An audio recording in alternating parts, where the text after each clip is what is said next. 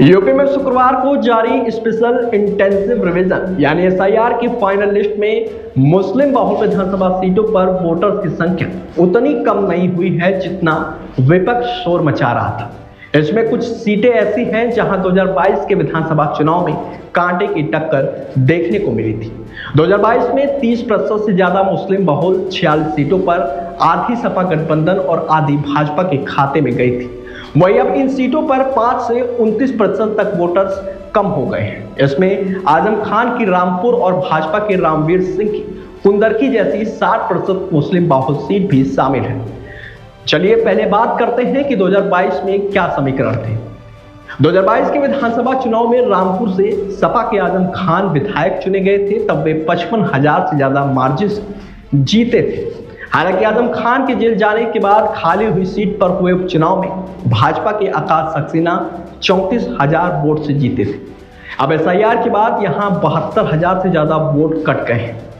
कुछ ऐसा ही रामपुर जिले की स्वार सीट पर भी देखने को मिला। यहां से आजम खान के बेटे अब्दुल्ला आजम 61,000 से ज्यादा वोटों से जीते थे।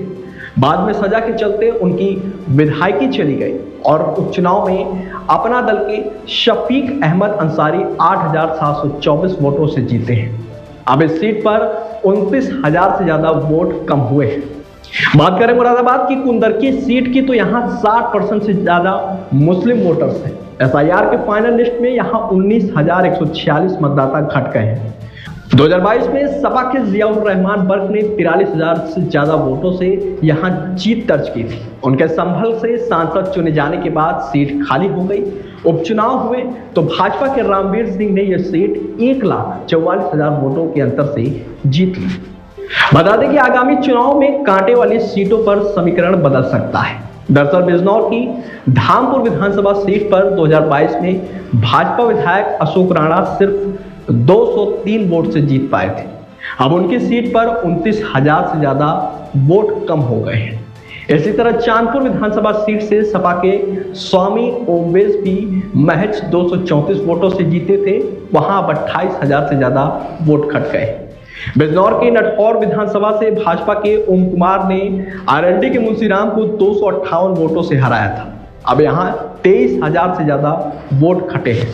हालांकि आरएलडी इस समय भाजपा के साथ गठबंधन में है, जबकि 2022 के चुनाव में सपा के साथ थी।